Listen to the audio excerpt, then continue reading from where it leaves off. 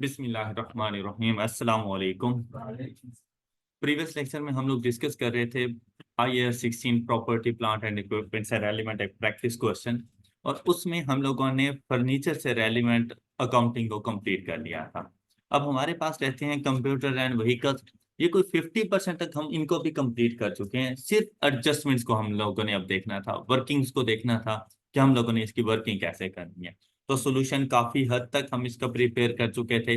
जो journal entries हम लोगों ने बना कर देनी थी, साथ में रेलिवेंट अकाउंट्स थे, वो भी हम लोग तकरीबन कोई कंप्लीट कर चुके थे। बेसिकली अब इस क्वेश्चन का ना जस्ट कोई 30% रहता है जो कि आप लोगों ने अब सॉल्व करना है। लेकिन ये 30% ज्यादा मेहनत मांगता है। मतलब आप लोगों ने हर एक वैल्यू को कैलकुलेट करना है वर्किंग नोट्स में से, फिर आके आप लोगों ने उसकी पोस्टिंग करनी है, उसको रिकॉर्ड करना है। तो यहाँ पर देखें, हम लोग अपने फर्नीचर अकाउंट को कंप्लीट कर चुके थे, उसकी एक्यूमुलेटेड डेप्रिसिएशन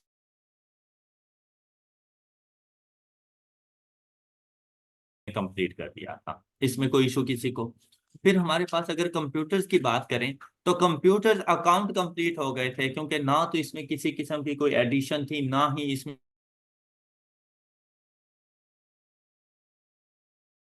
हमारे पास क्लोजिंग आ गया। लेकिन अगर बात करें हम इसकी एक्यूमुलेटेड डेप्रिसिएशन की, तो उसमें ना तो हमें ओपनिंग बैलेंस गिवन है और ना ही हमारे पास डेप्रिसिएशन एक्सपेंस।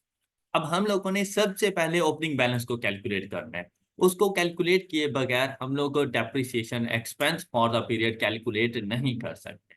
यहाँ पर अगर आप क्वेश्चन में देखें तो स्टार्ट में आपसे कहता है कि हम लोग WDV मेथड यूज करते हैं at a rate of 5% and the total worth is ₹200,000। ये कॉस्ट ऑफ एसिड है हमारे पास, और इससे रेलिवेंट जो हमारे पास एडिशनल पॉइंट था वो ये वाला पॉइंट था। कहते हैं all computer were purchased on 1 अप्रैल 2004, जबकि हम लोग मौजूद हैं 31 दिसंबर 2007 पर। ओपनिंग एक्यूमुलेटेड एप्रिसिएशन के लिए हम लोग सबसे पहले जाएंगे 1 जनवरी 2007। तो मैंने 1 अप्रैल 2004 से लेकर 1 जनवरी 2007 तक की एक्यूमुलेटेड एप्रिसिएशन को पहले कैलकुलेट करना है, ओपनिंग एक्यूमुलेटेड एप्रिसिएशन। और उसके बाद कहता है कि जो करंट ईयर आपके पास है उस करंट ईयर में आपने WDV मेथड को अप्लाई नहीं करना।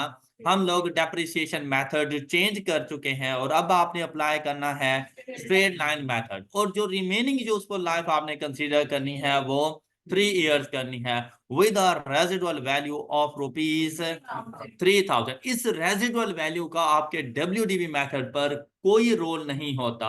अगर डेप्रिसिएशन रेट गिवन हो तो फिर रेजिडुअल वैल्यू का कोई काम नहीं है। हाँ, अगर डेप्रिसिएशन रेट गिवन नहीं है तो डेप्रिसिएशन रेट को कैलकुलेट करने के लिए रेजिडुअल वैल्यू ने यूज होना होता है। डेप्रिसिएशन एक्सपेंस को कैलकुलेट करने के लिए रेजिडुअल वैल्यू यूज नहीं होती, वो हमेशा WDV multiplied by depreciation rate आ जाता है। अब हमारे पास कॉस्ट ऑफ एसिड मौजूद है 200,000, हमने उसको डेप्रिशिएट करना है एट अ रेट ऑफ 5% और ओपनिंग WDV फाइंड करनी है। तो आप लोग जाएंगे अपने पास वर्किंग्स में, एंड वर्किंग फॉर इज। अब आप लोगों की जो वर्किंग्स होना वो भी बड़े सीक्वेंस के साथ बनी हुई होनी चाहिए। और यहाँ पे देखें बिल्कुल ऐसे ही आप लोगों ने करना है, और ये जैसे ही आप लोग 2 4 5 क्वेश्चन इस मेथड के मुताबिक करते रहेंगे ना, बिलीव में आप इस काबिल हो जाएंगे कि आपको पता होगा कि हर प्रैक्टिस क्वेश्चन जैसे आई कैप के एग्जाम्स का क्वेश्चन है और आप लोगों ने वैसे ही सॉल्व करना है। फिर जब आप आई कैप के एग्जाम में बैठे होंगे ना, आपको टेंशन नहीं होनी, क्योंकि आपको पहले आपके हाथों को पता है कि उसने लिखना कैसे है। तो आपको किसी किस्म की कोई टेंशन नहीं होगी, पेपर भी टाइम पे कंप्लीट होगा। अनसीन एडजस्टमेंट्स भी आप उस टाइम पे सोचने के काबिल होंगे कि इसको मैंने कितना करना है।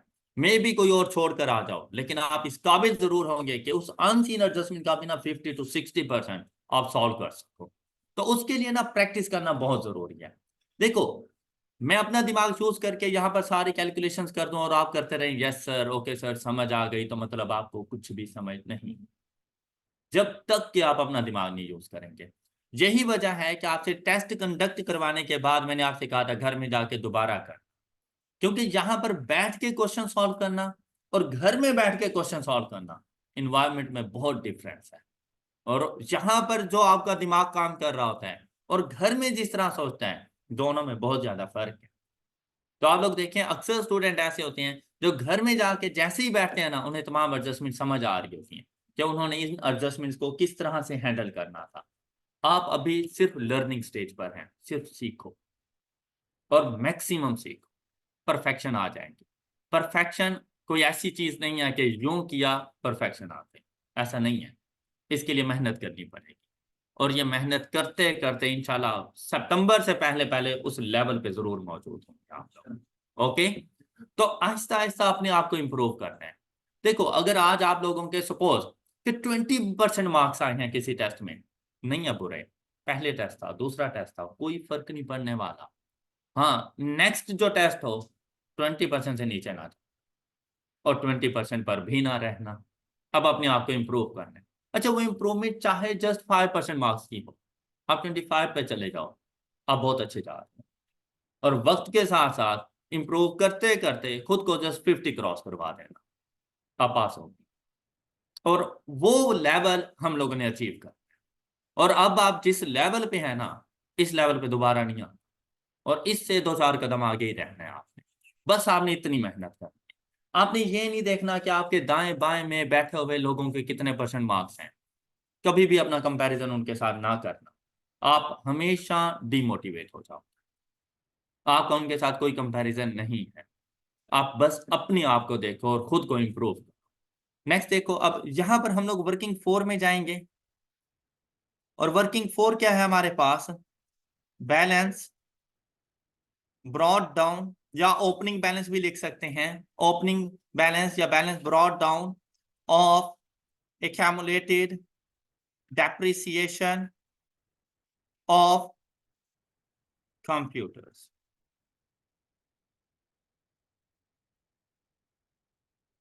अच्छा, अब इधर देखें तो आपके पास डेट ऑफ परचेज क्या है? 1 अप्रैल 2004, ये मतलब ड्यूरिंग द ईयर है।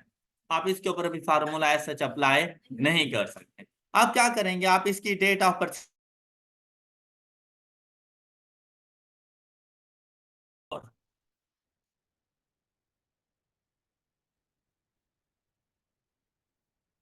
कॉस्ट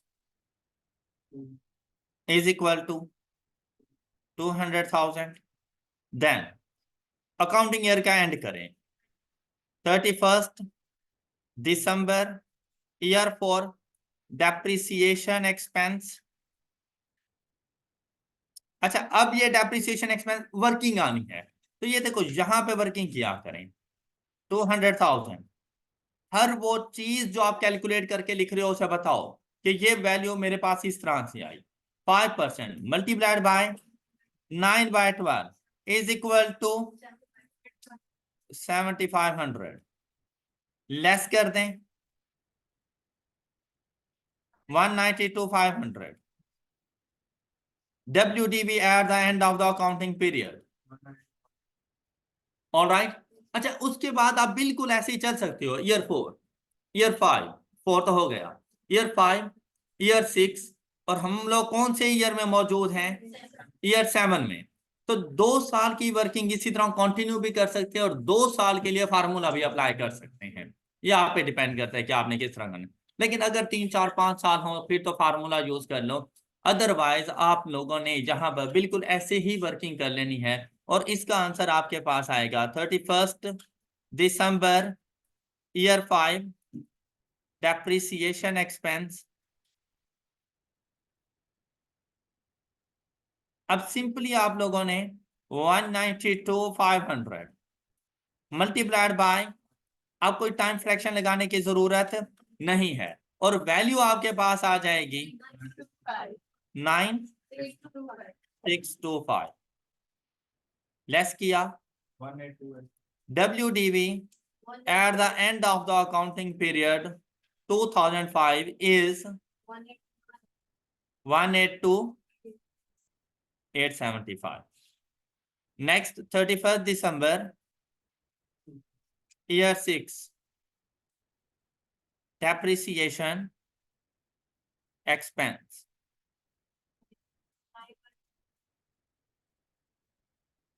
182,875 मल्टीप्लाइड बाय, अब देखिए ये वाली वैल्यूज मैं खुद भी तो डायरेक्ट लिख सकता था, लेकिन मैं बार बार इसके सामने वर्किंग क्यों करता हूं? क्या आपने मुझे फॉलो करना है और आपने अपनी आदत बना लेनी है कि आपने ऐसा करना है। अब वैल्यू क्या है आपके पास? 9144 WDV 17331 ये WDV आपके पास at the end of the accounting period 2006, मतलब ये 1 जनवरी 2007 का ओपनिंग है। अब हम लोगों ने एक्यूमुलेटेड डेप्रिसिएशन फाइंड करनी। Accumulated depreciation is equal to cost 200,000 less WDV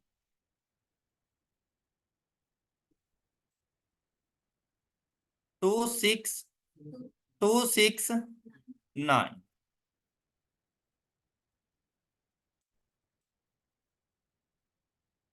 working for 26269।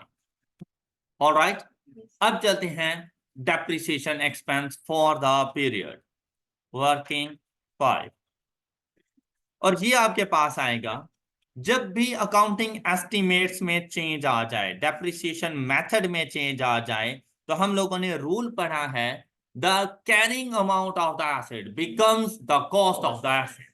तो अब आप लोगों के पास कैरिंग अमाउंट क्या है? 173,731, इसने बन जाना है आपकी cost. Depreciation expense for the year,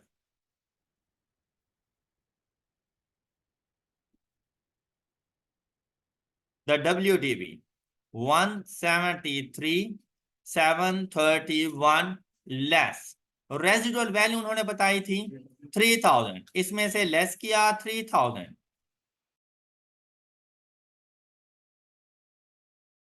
remaining useful life and the remaining useful life is, और किसी किस्म की टाइम फ्रैक्शन लगाने की जरूरत नहीं है क्योंकि पूरा साल यूज हो रहे हैं, कोई डिस्पोजल नहीं है जो हमें लेस करना पड़ेगा। And the depreciation expense is 56910 ये आप लोगों ने यहां पे जाके लिखा 56910, इसकी क्लोजिंग से पहले भाग जाना जर्नल एंट्रीज के पास और यहां पे लिख देना 56910। अब ये कंफर्म मार्क्स आपको मिल चुका है। ऑल राइट, अब आ जाना अपने पास इसको क्लोज करने। जैसे इसको क्लोज किया तो हमारे पास इसका टोटल है and the total is 83179 83179 balance carried down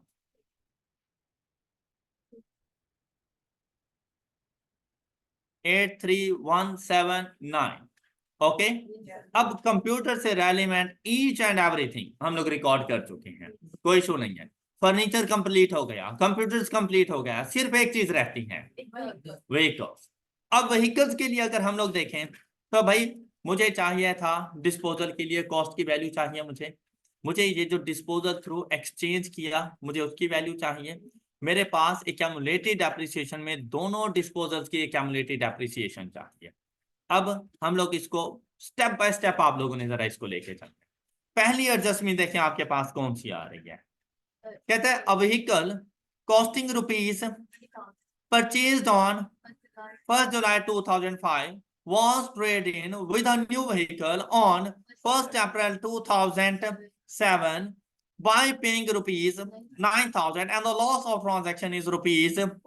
अगर आप लोग गौर करें तो हम लोग हर एक चीज रिकॉर्ड कर चुके, सिर्फ क्या चीज रहती है कि अगर मुझे इस 20,000 की accumulated depreciation at the date of disposal मिल जाए तो 2-3 और एडजस्टमेंट मैं कर सकता हूं। तो हम लोग सबसे पहले कैलकुलेट करेंगे इसमें accumulated depreciation of disposal through exchange working 6 accumulated depreciation of vehicle disposed through exchange.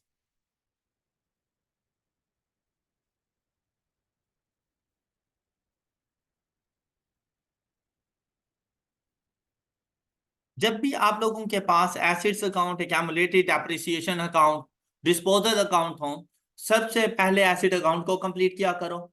उसके बाद आप लोगों ने डिस्पोजल अकाउंट को कंप्लीट करना है, eight the and accumulated depreciation account को कंप्लीट करना। मतलब depreciation expense for the period हमेशा आपकी लास्ट वर्किंग होनी चाहिए। इस सीक्वेंस के साथ चलोगे तो कहीं पे मिस्टेक नहीं होगी। अगर आप लोगों ने डेप्रिसिएशन एक्सपेंस को ही स्टार्ट में कैलकुलेट करना शुरू कर दिया, नहीं कर पाओगे। इसीलिए एक सीक्वेंस के साथ चलो।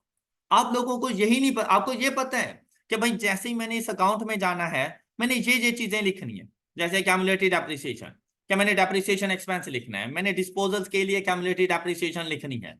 लेकिन आप स्टार्ट यहां से करते हो, स्टार्ट गलत कर दिया, क्वेश्चन कभी नहीं कंप्लीट होगा, सिर्फ टाइम वेस्ट होना है और मार्क्स भी नहीं मिलते। इसीलिए आपको यह भी पता हो कि आपका रूट कौन सा है। ऑलराइट, अब देखिए यहां पर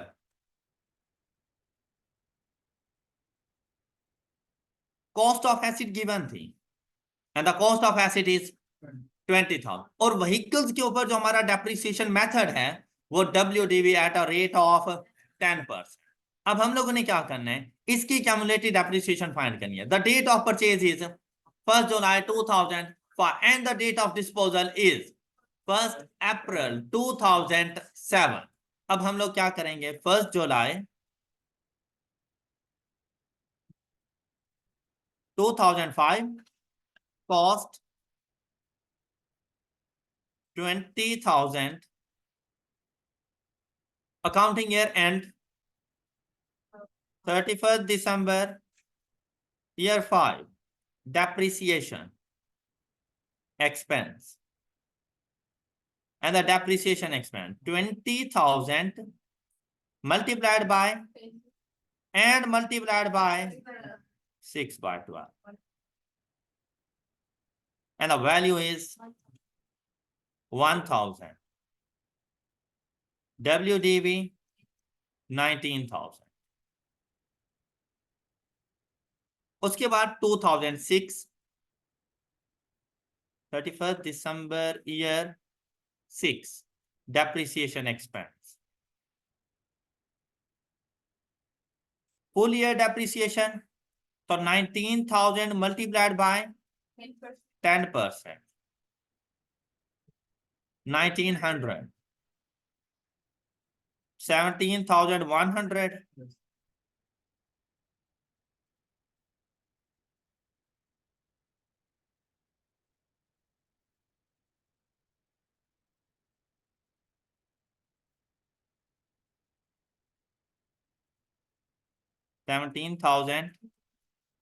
ये हमारे पास है 31st December year 6। अब हम लोग कौन सी डेट पर जाना है, हम लोगों ने ईयर 7 की 1 April 2007, 1 April year 7, depreciation expense 17,100 multiplied by and multiplied by 3/12। 1 April है तो अप्रैल शामिल नहीं होना, and the answer is 428, and the value is 6672, WDV at the date of disposal, WDV at the date of disposal। अब यहां से आपने find कर लेनी है accumulated depreciation at the date of disposal, and the accumulated depreciation is 20,000। अब देखिए भाई, डायरेक्ट वैल्यू आके नहीं लिखनी, यहां पर उसे बताना है कि मैंने ये accumulated depreciation कैसे फाइंड की है। 20,000 लेस 16672 is equal to 3 328 ये क्यूमुलेटिव डेप्रिसिएशन है।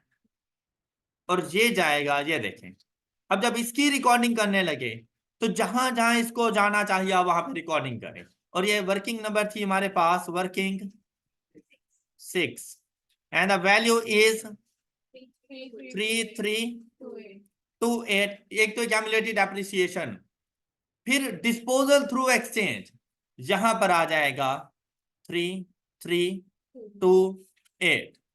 ये बात क्लियर? अच्छा, जैसे इधर पुट किया तो हमें पता चल गया हमारा ये डिस्पोजल अकाउंट कंप्लीट हो चुका है। और यहां से देखें 29,000, यहां से 29,000 और बैलेंसिंग अमाउंट देखें 21672। ये न्यू एसेट थ्रू एक्सचेंज उसकी कॉस्ट आ गई। फौरन जाएंगे व्हीकल्स अकाउंट के पास और यहां पे लिख देंगे 21672 और इसके साथ लिख देना कि भाई ये बैलेंसिंग अमाउंट है। ऑलराइट, क्योंकि क्वेश्चन में कहीं नहीं गिवन थी। कैसे कैलकुलेट की? लेजर्स की बैलेंसिंग अमाउंट, और यही अमाउंट यहां पे चली जाएगी 21672। अब इसके फौरन बाद आप लोगों ने इसकी एंट्री को कंप्लीट कर लेना है।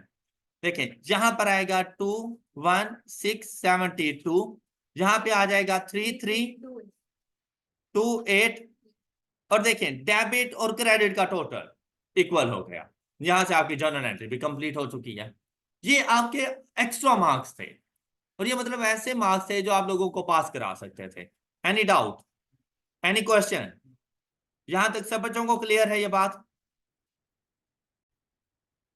अब ये सारी रिकॉर्डिंग करने के बाद आपके पास एक और डिस्पोजल था। उस डिस्पोजल की ना तो आपको कॉस्ट पता है कि इस डिस्पोजल की कॉस्ट क्या है, ना at the date of disposal उसकी क्यूमुलेटिव डेप्रिसिएशन का पता है। तो अब हम इसकी तलाश में निकलेंगे। जैसे ही हम लोगों ने यहां पर देखा, कहते हैं a vehicle having book value of rupees purchased on, sold on for rupees, बस ये बता दिया है कि 2,000 रुपए में सेल किया। साथ में ये बताया है कि उसकी at the date of disposal carrying amount क्या थी। तो मैंने यहां से ये कैलकुलेट करना है कि भाई उसकी कॉस्ट क्या थी। कॉस्ट का पता चलेगा तो मैं जाकर उसकी कैरिंग अमाउंट को अप्लाई करके क्यूमुलेटिव डेप्रिसिएशन भी फाइंड कर सकता हूं। ऐसी सिचुएशन में आप देखें तो व्हीकल्स के ऊपर आप कौन सा डेप्रिसिएशन मेथड अप्लाई कर रहे हो?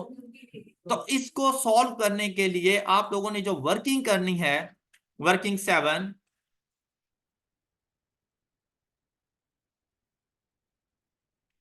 कॉस्ट एंड accumulated depreciation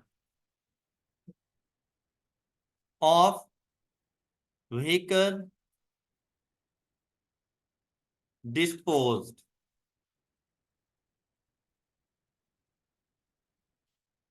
अच्छा, इसको सॉल्व करने के लिए आपने कॉस्ट को एज्यूम करना है। Date of purchase is 1 March 2003।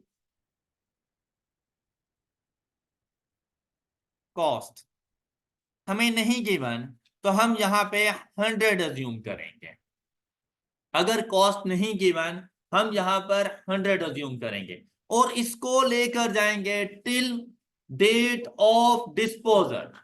और जैसे ही फर्स्ट ईयर का एंड किया 31 दिसंबर, ईयर 3 डेप्रिसिएशन एक्सपेंस, तो देखें 100 multiplied by and multiplied by 1 मार्च है तो 10/12 एंड द वैल्यू इज 8.33। जब आप लोग परसेंटेज में काम कर रहे हो तब आप लोग पॉइंट के बाद एटलीस्ट 2 डेसिमल प्लेसेस तक चलोगे। एटलीस्ट 2 डेसिमल प्लेसेस एक्यूरेसी के लिए। यहां पे सिर्फ 8 ना लिख देना, राउंड ऑफ इतना ज्यादा राउंड ऑफ नहीं कर देना आप लोगों ने। अब यहां पे देखें आपके पास वैल्यू क्या आएगी, 91 पॉइंट, ये है WDV एट 31 मार्च, सॉरी 31 दिसंबर 2003। अब मैंने 2004, 2005 2006 के एंड तक आना है, 3 साल। तो मैं जरा फार्मूले का इस्तेमाल कर लूंगा। फार्मूले से अगर मैं जाऊं तो मैं इसको लिखूंगा WDV एट 31 दिसंबर ईयर 6, अपने करंट ईयर के स्टार्ट पे सबसे पहले पहुंचूंगा। फिर is equal to WDV 91.67 into 1 minus depreciation rate raise to power कितने अरसे के लिए? ईयर 4, 5, 6, 3 साल के लिए। तो हम लोग डायरेक्ट आ जाएंगे eight the end of 31 December 2006 and the value is 66 point. अच्छा, ये बाकी स्टूडेंट भी साथ साथ कैलकुलेशंस करें, कोई एरर हो सकते हैं एक आध से, तो बाकी उसको कवर कर लेंगे। तो आप लोग कैलकुलेशन साथ साथ जरा करते रहा करें। अच्छा, ये है ओपनिंग WDV, जबकि हमें WDV क्या ओपनिंग गिवन है, डेट ऑफ डिस्पोजल। तो डेट ऑफ डिस्पोजल पे चलो, and the date of disposal is 30th November 2007। 30th November year 7 depreciation expense 66.83 multiplied by 11 by 12, 6.12613 कर लें जी। And the WDV at the disposal 60.7। क्या आपको ये बात समझ आ गई? अच्छा, अब हमने क्या करना है, कॉस्ट को डिटरमिन करना है।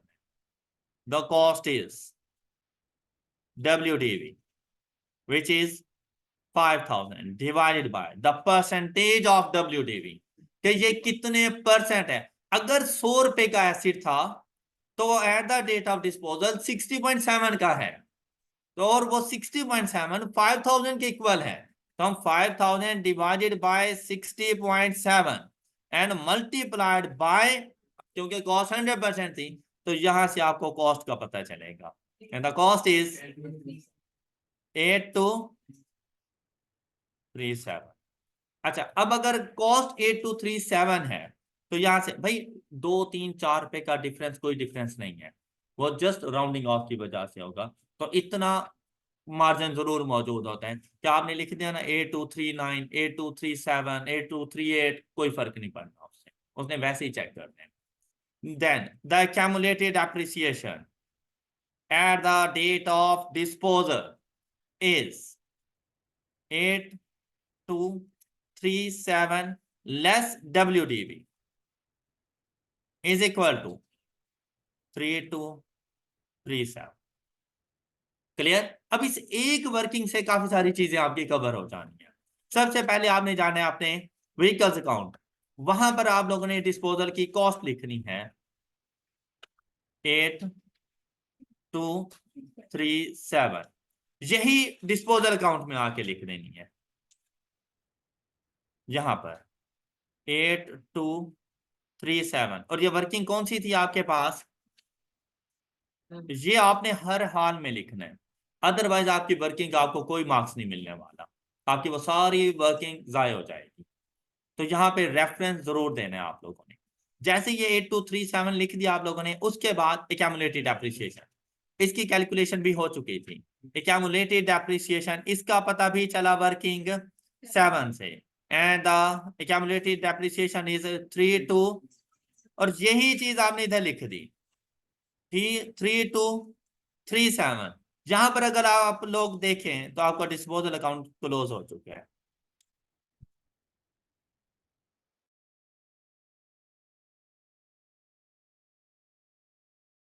Account close. अच्छा, फौरन ये चीज यहां पे लिखी जा सकती थी जर्नल एंट्रीज में, डिस्पोजल 8237 एंड 3237, ये अमाउंट लिखी जा सकती थी और यहां से आपकी जर्नल एंट्री कंप्लीट होती। बात क्लियर? नेक्स्ट देखें, अब इसमें क्या चीज रहती है, depreciation expense for the period, और ये होगी आपकी last working add, depreciation expense for the period. अब इसको ना बहुत ज्यादा केयरफुली आप लोगों ने जरा हैंडल करना है। यहां पे जरा बात सुनिएगा पहले, working add, depreciation expense for the year,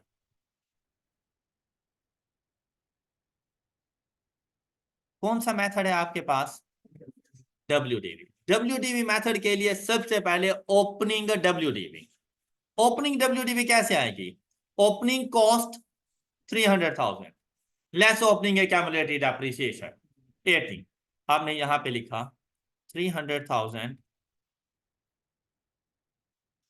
less 80,000 and the opening WDV is 220,000।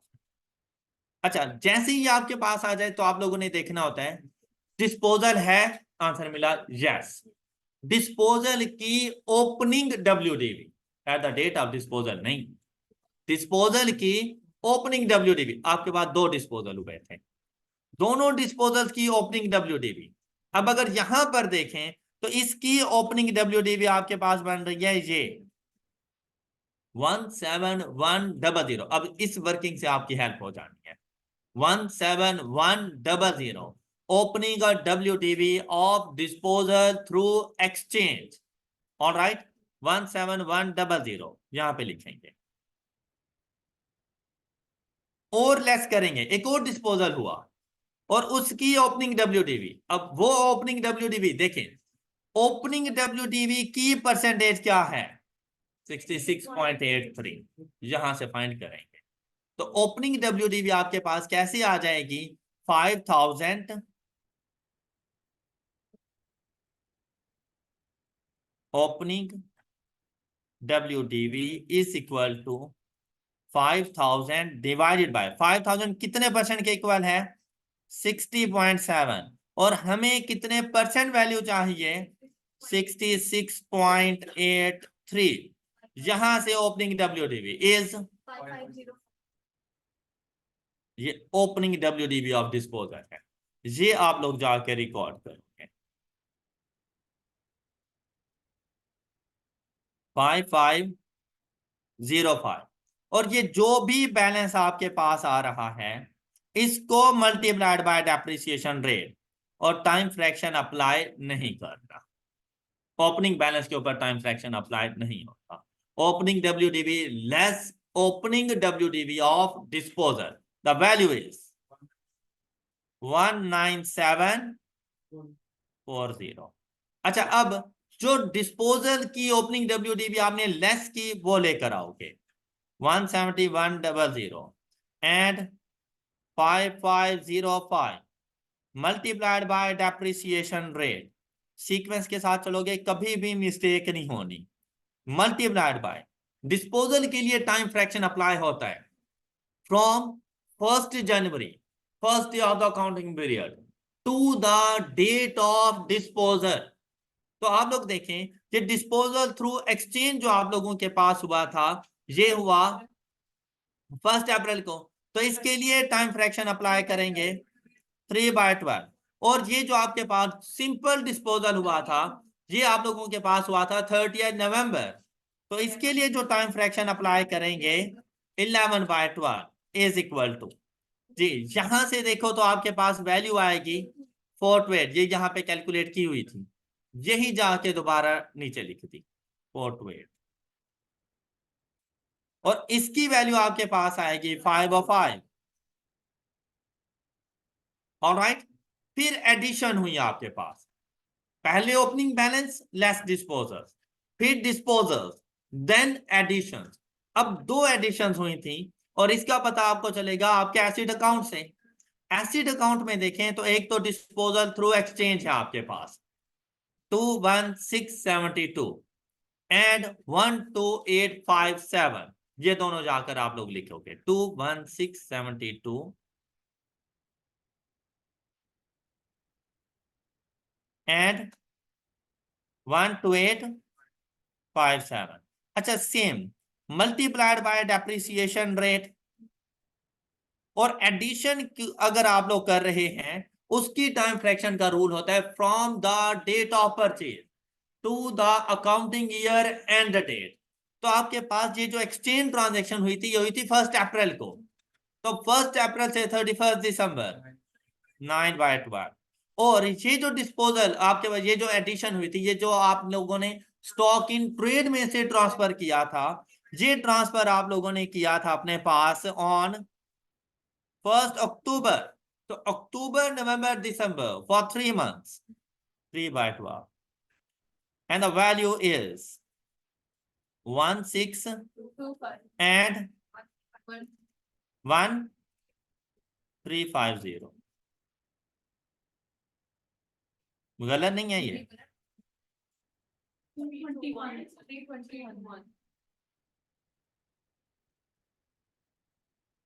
3, 2, 1। अब ये है आपके पास depreciation expense for the period, and the value is 2879। गलत।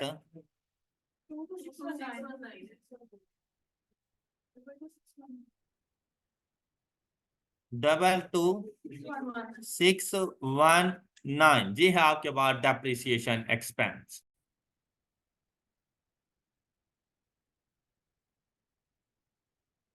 Depreciation expense for the period is, क्या अमाउंट आई थी? 222619। अच्छा, इसको क्लोज करने से पहले ये जर्नल एंट्री यहां पर हम लोग लिख लेंगे 222619। और देखिए, आप लोगों को जर्नल एंट्रीज के फुल मार्क्स मिल चुके हैं, और एक भी मार्क्स नहीं, बल्कि आधा भी मार्क्स नहीं है कि डिडक्ट हो जाए किसी भी तरह से। और जैसे ही आप यहां पर पहुंचे, तो आपको यहां से वैल्यू मिलेगी 102,619।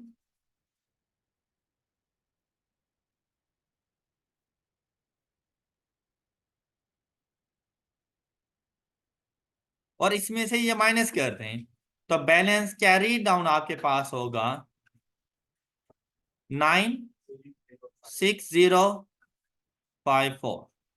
और आपके तमाम तर अकाउंट्स यहां पर कंप्लीट हो चुके हैं। अब देखें, क्या कोई ऐसी चीज है जो क्वेश्चन में हम लोगों ने स्किप कर दी हो? और जी, किसको? व्हीकल अकाउंट को क्लोज करना है। Vehicle account, the total is 3,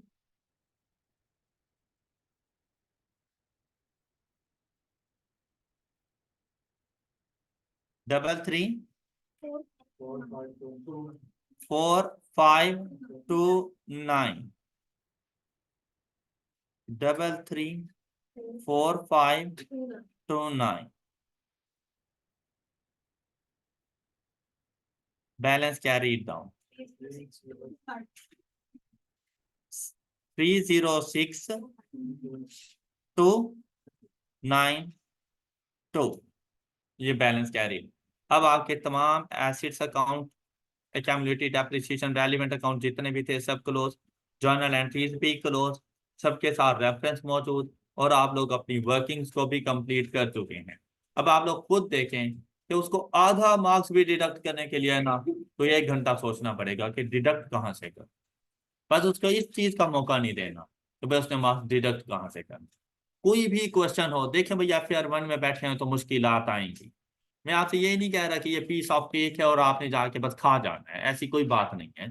ये पीस ऑफ केक जरूर है, लेकिन लाल मिर्चें लगी हुई है, तो खाने के लिए आपको बहुत ज्यादा बर्दाश्त करना पड़ेगा, बहुत ज्यादा हिम्मत चाहिए, उसके बाद जाके आप इस काबिल हो पाएंगे।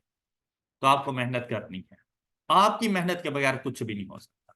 मैं यहाँ पर जितनी मर्जी मेहनत करूं, मैं भी मेरा अगली सेशन इससे ज्यादा अच्छा हो, क्योंकि मुझे एक सेशन मजीद एक्सपीरियंस मिल जाना है। लेकिन क्या आप ये एक्सपीरियंस गेन करना चाहोगे? बस ये आपकी फर्स्ट और लास्ट अटैम्प्ट। आप ये एक्सपीरियंस गेन करो FR2 में जा, कि मजीद अपनी अकाउंटिंग में एडवांसमेंट लेकर आओ। आप R2 पढ़ लें, और R2 में भी आपकी वो फर्स्ट और लास्ट अटैम्प्ट होनी चाहिए। पास फेल होना आप पे डिपेंड करता है, जैसी नियत करके रखोगे वैसा रिजल्ट है। तो अगर आपने अभी से ये डिसाइड कर लिया है ना कि भाई मैंने पास करना है, ये आपको कोई नहीं फेल कर सकता। आप करेंगे पास। आप इसके लिए तगोदो भी करेंगे, आप होम असाइनमेंट भी करेंगे, आप टेस्ट भी अच्छे से देंगे, आप फिर हमें फॉलो भी कर रहे होंगे। ये चीजें हैं कि आपने अपने आप को ना ट्रैक पे रखना है। जब आप ट्रैक पे रहते हैं ना तो मंजिल तक पहुंच ही जाते। जब आप डी ट्रैक होते हैं फिर चाहे आप जितनी मर्जी मेहनत कर लें, मंजिल नहीं आएगी, क्योंकि आप उस रास्ते पे ही नहीं हैं। तो सिर्फ आपका टाइम वेस्ट होगा। तो आपने कोशिश करनी है कि अपने आप को महदूद रखो और स्टडी की तरफ ज्यादा फोकस होना चाहिए आप लोगों का। That's all for today. अपना ख्याल रखिए, नेक्स्ट लेक्चर में मिलेंगे। अल्लाह हाफ़िज़।